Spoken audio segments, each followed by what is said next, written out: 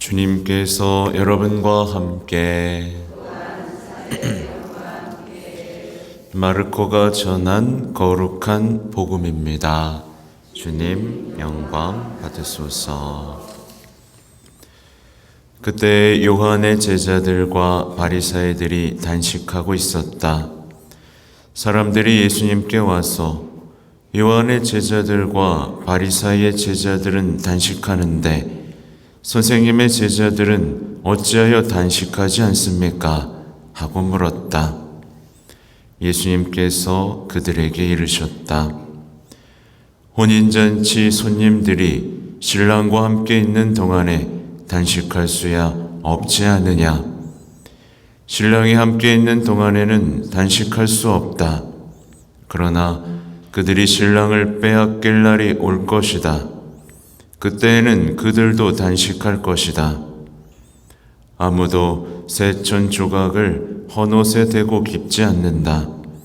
그렇게 하면 헌옷에 기워댄 새 헝겊에 그 옷이 당겨 더 심하게 찢어진다. 또한 아무도 새 포도주를 헌가죽 부대에 담지 않는다. 그렇게 하면 포도주가 부대를 터뜨려 포도주도 부대도 버리게 된다. 새 포도주는 새 부대에 담아야 한다. 주님의 말씀입니다.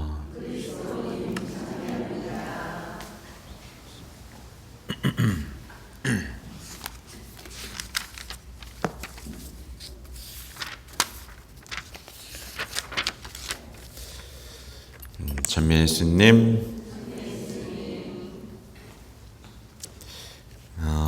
오늘 복음을 보면 이제 요한의 제자들과 바리사이들이 단식을 하고 있습니다. 되게 열심히죠, 그죠?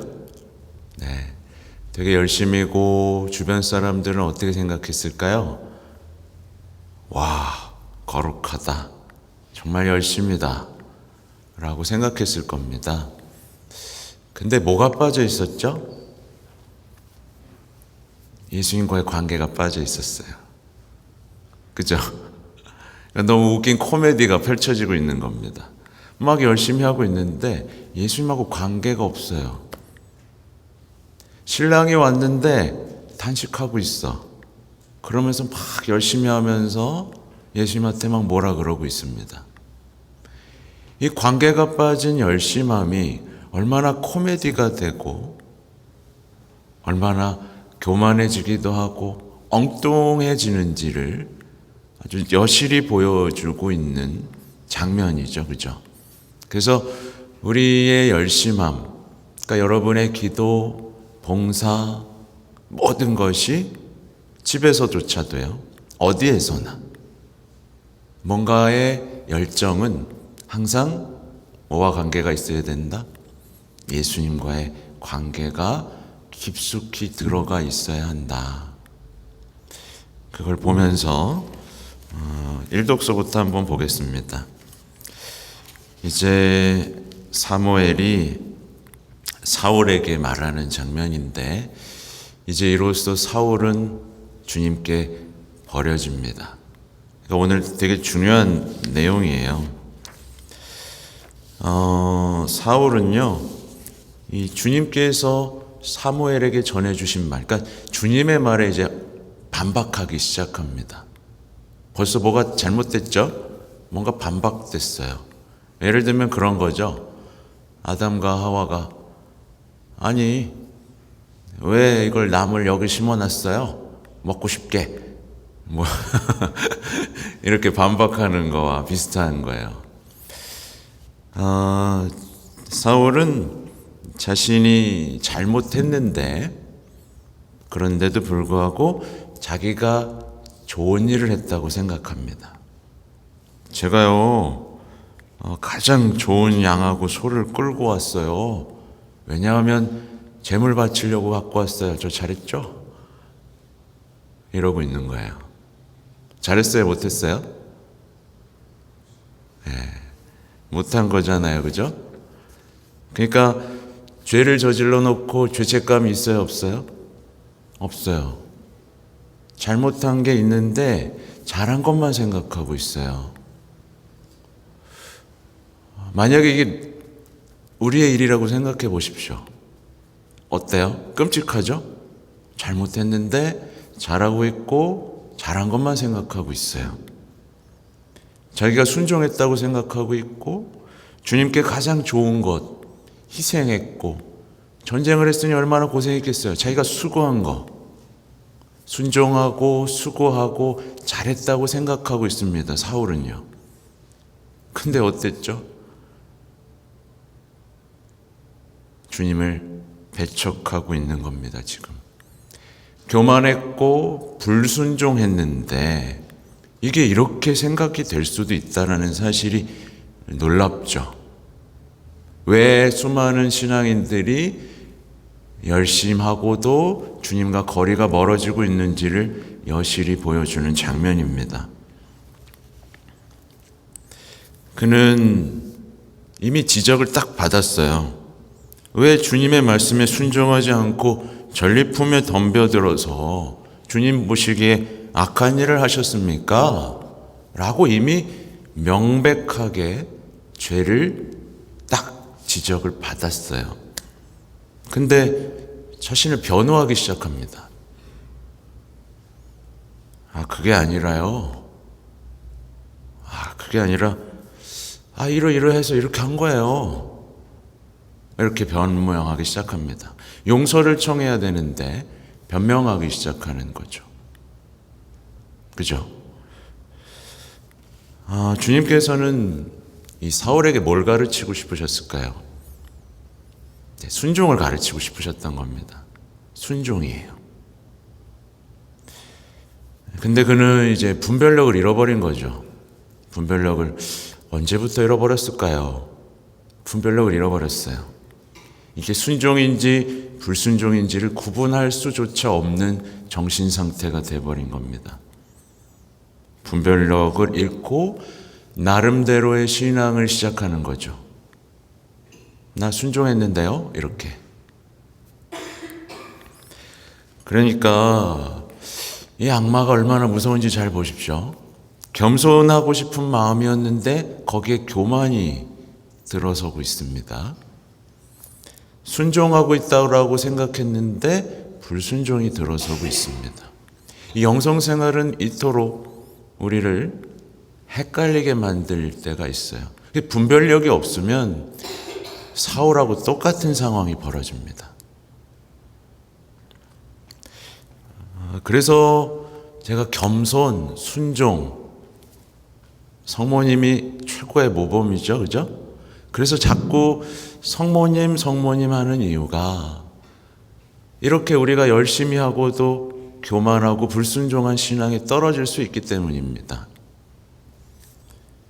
하느님은요, 겸손한 이들의 순종 안에서 모든 일을 완성하셨습니다. 성모님이 또 그 증거죠. 겸손한 이의 순종 안에서 구원을 시작하셨고 완성하셨습니다. 그러면 우리의 삶에는 왜 하느님의 일이 완성되지 않는 거죠? 겸손하게 순종한 게 아니라 뭔가 잘못되고 있기 때문에 완성하지 못하시는 거죠. 성모님처럼 겸손하게 순종하면서 인내하고 고통 속에서도 기다렸을 때 실패하는 것처럼 보이는데 완성됐던 일이 우리 삶에서는 자꾸 그르치게 되는 겁니다. 그러니까 우리 삶이 무너지는 이유는 은총이 부족해서가 아니라 겸손과 순종이 빠져 있기 때문에 그런 겁니다. 그래서 주님께서는 제가 계속 말씀드리지만 우리의 나름대로의 신앙이 아니라 겸손하게 순종을 배우는 신앙을 원하시는 겁니다. 네. 이게 빠져 있으면 아무리 말씀을 듣고 조배를 하고 온갖 열심함 속에서도 이런 삐뚤어진 신앙, 아무것도 안 되는 신앙을 살게 되는 겁니다. 근데 이제 많은 그리스도인들이 신앙에서 제일 중요한 이 순종을 배우지를 못하는 거예요. 이게 지금 이 시대에 많은 신앙인들이 예수님을 만나지 못하는 중요한 이유죠. 네. 이런 것들이 강조되어야 되는데 자꾸 열심함 이런 것만 강조되다 보니까 신앙인들이 자꾸 길을 잃고 있는 겁니다. 순종해야 될 순간이잖아요. 순종해야 될 순간이 옵니다. 근데 많은 이때 이상하게도 이게 싫은 거예요. 네, 우리 머리가 너무 커버렸어. 그래가지고 자존심 때문에 대부분 못합니다. 이 순종을요. 그래서 이제 나름대로의 그러면 이제 신앙이 아니라 그건 이제부터 그때부터는 사울하고 똑같은 나름대로의 신앙이 되는 거죠. 그러면 당연히 사울처럼 어떻게 되는 거죠? 불순종하면서 죄를 정당하면서 나는 잘하고 있다. 왜 그러냐? 왜 자꾸 뭐라 그러냐? 이런 신앙이 시작되는 겁니다. 그래서 생각해 보세요. 나 주님께 순종하고 있나? 교회에 순종하고 있나? 교도권에 순종하고 있나? 배우자에게 순종하고 있나? 그죠? 이게 되게 중요한 거예요. 되게 순종한 겁니다. 이게 안 되면 이건 곧 뭐죠? 타락입니다. 타락이에요. 아닌데요. 나 착하게 누가 봐도 착하게 살고 있는데요. 아니요. 그게 곧 타락이에요. 그게 곧 죄인 거예요. 우리는 우리한테 너무 관대하면 안 됩니다. 그게 죄입니다. 타락한 삶에는 이제 평화가 사라지는 거예요. 죄의 지배력이 그의 삶을 지배하니까 어떻게 되겠어요? 그 죄의 지배력이 우리의 삶을 계속 어둡고 힘들게 만들어가는 거예요. 주님과의 관계가 끊어졌는데 내가 주님을 배척했는데 어떻게 삶이 은총 속에 회복될 수 있겠어요? 그죠? 네. 그래서 주님께서 이렇게 말씀하시잖아요. 주님의 말씀을 듣는 것보다 번제물이나 희생제물을 바치는 것을 주님께서 더 좋아하실 것 같습니까? 진정 말씀을 듣는 것이 제사를 드리는 것보다 낫고 말씀을 명심하는 것이 순양의 굿기름보다 낫습니다. 이어지는 내용이 충격적이에요. 거역하는 것은 점치는 죄와 같고 고집을 부리는 것은 우상을 섬기는 것과 같습니다. 불순종은 점치러 가는 것, 우상 숭배. 그러니까 내 신앙에 순종이 없으면 이건 우상 숭배라는, 점치는 타로 보러 다니는 것과 다르지 않다. 이 얘기를 하시는 겁니다. 여기서 또 하나 인상적인 건 뭐냐면 그는 다 처부숴야 됐잖아요. 다 처부숴야 됐는데 좋은 것을 가져오잖아요. 그죠? 네. 그래서 여기서 보면 그런 걸 좀 배울 수 있습니다. 우리가 세상을 살다 보면 세상에도 좋은 것이 있다. 세상에서도 배울 것이 있다. 라는 생각을 하게 되고 하나 둘 내 신앙에 적용하기 시작하기도 합니다. 그렇죠? 네. 사실 저는요 이제 신앙을 본격적으로 시작하기 전에 책을 참 많이 좋아했습니다. 네. 그래서 제가 한번 말한 적 있나 몰라요. 군대에서 책을 거의 그때 당시 나온 교양, 처세술 이런 건 그때 다 읽었습니다. 거의. 군대에서만 200권 넘게 읽은 것 같아요. 그리고 온갖 문학, 심리학 책도 무척 많이 읽었습니다. 스님 책도 엄청 좋아했습니다. 많이 봤습니다. 제가 말했지만 사제되고 나서도 어떤 심리에 기반을 둔 프로그램도 여러 다녔습니다. 예. 근데 결론이 뭔지 아세요? 좋은 거 있는 게 맞습니다. 좋은 게 있어요. 그런데 이런 결론을 내릴 수 있습니다. 좋은 게 있지만 주님께 부족한 것은 없다. 이거예요. 이해가 되시죠? 거기서 좋다고 생각한 건 여기 더 좋게 있습니다. 더 완벽하게 있습니다. 네. 그래서 보면 이제 화답성으로 이어지는데요. 올바른 길을 걷는 이는 하느님의 구원을 보리라. 그러니까 과연 나는 신앙 안에서 올바른 길을 걷는지를 계속 점검해야 되는 거예요.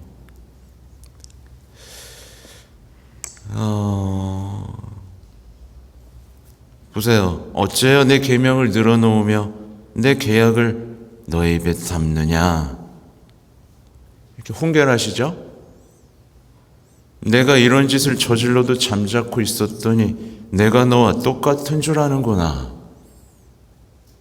만만하게 생각하고, 그죠? 우리의 생각과 하나님의 생각이 같을 것이라고 생각하는 그런 오만함과 교만함이 불순종을 이루게 하는 거예요. 하나님도 나랑 똑같겠지? 좋아하시겠지? 뭐 이런 교만함인 거죠. 그러니까 우리에게 중요한 건 주님께 대한 그 경외심입니다. 그렇죠? 그리고 이제 복음인데요. 이미 관계에 대해서는 설명을 드렸고, 이제 새 옷과 새 포도주. 오늘이 이제 인사이동 하는 날입니다. 네. 그래서 보통, 저는 갑니다. 이제 새 포도주는 새 부대. 이런 강론을 보통 하시는데, 아무튼 예수님께서 보여주신 삶의 방식이 새 옷이에요. 그죠? 새 옷이고 새 포도주입니다. 근데 이 새 옷과 새 포도주는 정말 인간이 그동안 접할 수 없었던 것들이에요. 그렇죠? 완전히 새로운 겁니다. 제가 늘 강조하지만 이 복음은 하늘나라의 지혜고 우리가 볼 수 없던 분이 사람이 되신 사랑의 기록이에요. 그러니까 당연히 감당하기가 쉽지가 않습니다. 기존의 역사가 담아낼 수 없었던 것들이에요. 기존의 인간의 지혜로는 담아낼 수가 결코 없었던. 근데 많은 경우에 불교 이거와도 같고 뭐도 같고라고 하지만 아니요. 비교가 안 됩니다. 비슷해 보이지만 비교가 되지 않습니다. 그건 인간의 지혜고 이건 하느님의 지혜인데 어떻게 그걸 비교해요? 감히. 그걸 혼합하는 것 자체가 저는 굉장히, 그래서 제가 뭉뚱그려가지고 혼합시키는 거 요즘에 좀 유행합니다. 제가 언급하진 않겠습니다만. 그래서 그거 하지 말라는 거예요. 어디 감히 하느님의 말씀과 지혜랑 인간의 지혜를 엮습니까? 그렇지 않습니까? 그건 혼합주의고 우리가 가진 보아의 가치들을 빛을 못 보는 거예요. 감당할 수 없었던 겁니다. 그래서 복음을 대하는 태도를 통해서 한 사람의 영혼의 상태가 드러나는 겁니다. 아무튼 제가 다시 말하지만 이 시대는 그리스도교의 가르침을 너무 폄하했어요. 그래서 다 이해할 수 없는 지식의 수준으로 끌어내렸습니다. 그냥 이렇게 하면 잘 지낼 수 있습니다. 이런 식으로. 예. 그 오병이어의 기적도 마찬가지로 기적인데 서로 나누고 살아야 합시다. 이런 식으로 다 나눠. 그냥 다. 그죠? 아무것도 아닌 걸로 만들었어요. 그럼 복음을 뭐하러 봐요? 그죠? 뭐하러 봐요? 그냥 다른 책 보면 되지. 거기에 다 더 잘 설명했을 텐데, 친절하게.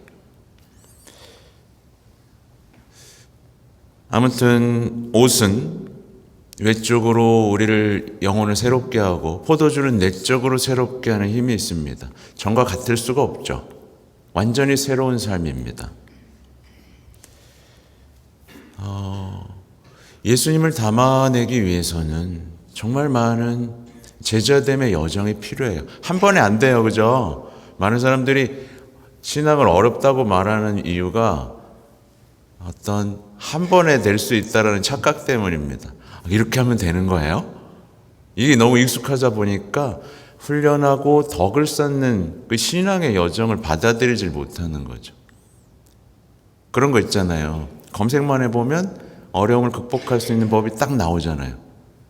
그래서 그렇게 해서 삶을 자꾸 바꿔왔는데 신앙도 그렇게 될 줄 알고, 아니 제자들이 3년 동안 과외를 받고도 예수님한테 제대로 못 살았는데 그렇지 않습니까? 그걸 한 번에 되기를 바라는 그 마음 자체가 너무 오만한 거죠. 그죠? 아무튼 예수님을 입고 담아내야 됩니다. 그래서 그리스도의 옷을 입혀주지 않습니까? 그죠? 네. 성체를 모시지 않습니까? 그리스도와 되도록. 그죠? 근데 이제 그 여정을 하지 않고 그냥 겨우 기어 입는 거예요. 흉내내는 겁니다. 어떻게 돼요? 찢어집니다. 당연하죠. 대충 담아내려고 합니다. 복음을. 어떻게 되죠? 터집니다. 그래놓고 힘들다고 하는 거예요. 그러니까 신앙생활을 수십 년 하고도 왜 순종하는 종이 되어야 되죠? 왜 내가 주인이 되면 안 되는 거예요? 이런 얘기를 계속 반복하는 겁니다. 종이 되어야 되지 않습니까, 여러분? 그죠? 노예가 돼야 되는 겁니다. 그죠? 내 뜻은 없고, 그죠? 주님의 뜻에 순종하는, 자신을 버리라고 했잖아요. 그죠? 이런 것들이 전혀 이해가 되지 않은 상태에서 신앙생활 하니까 옷도 찢기고 터져버리는 사태가 벌어지고 있는 거죠. 그래서 보면 많은 신앙인들이 세례를 받고도 찢어진 옷을 입고 다닙니다. 그러니까 바람이 슝슝 들어오죠. 그러니까 신앙생활 하면서도 추워요. 추워. 또 복음을 듣고 배우고도 터진 부대를 들고 다닙니다. 뭘 나눠줄 수가 있어요? 없어요? 못 나눠줘요. 터진 부대에서 뭘 나눠줘요? 뭘 담고 뭘 나눠줘요? 아무것도 못 배워도 다 질질 새잖아요. 못 담아요. 아무것도 못 나누는 겁니다. 그 누구도 따뜻하게 옷으로 덮어주지 못하고 그 누구의 마음도 담지 못하는 비참한 영혼의 상태가 지속되는 것. 우리가 복음이 얼마나 새롭고 아름다운 것인지를 감히 잊어버린 채 마구 내 삶에 적용하려다가 그렇게 되는 거죠. 그래서 복음은요, 삶을 뒤흔듭니다. 그죠? 새롭게 하고 변화시킵니다. 회복시킵니다. 이게 복음의 힘이에요. 그러니까 주님을 배척하는 현대 지식으로 삶을 바꿀 수 있다는 착각에서 벗어나야 됩니다. 주님의 말씀만이 우리의 삶을 바꿉니다. 그리고 그렇게 되기 위해서는 우리는 새 부대가 되는 그 여정에 임해야 되는 거죠. 그렇게 되기 위해서 구체적으로 우리에게 필요한 분이 바로 성모님이십니다. 성모님만큼 예수님을 품고 사시고 함께 사셨던 분은 없습니다. 만약에 성모님이 준비가 안 됐다면 말하자면 터져버렸을 겁니다. 감당하지 못해서. 그죠? 하나님을 어떻게 감당해야 한 인간이. 근데 겸손하면 품을 수 있습니다. 겸손하고 순종하면 하나님 말씀을 품을 수 있어요. 근데 그렇지 않으면 못 품어요. 그죠? 겸손해야 성령도 우리와 함께 하십니다. 그러니까 성모님이야말로 우리의 모범이고 우리 신앙의 필수적인 분이라는 것을 기억하는 게 좋겠습니다. 그렇지 않고 말씀을 듣고 기억하고 품고 아무 소용이 없습니다. 안 돼요. 오히려 교만해지고 율법학자 바리사이들처럼 됩니다. 그들 말씀 다 외웠어요. 달달달달달달달. 시편 달달달달달달. 그죠? 안 됩니다. 겸손과 순종으로 나아가야 됩니다. 아멘.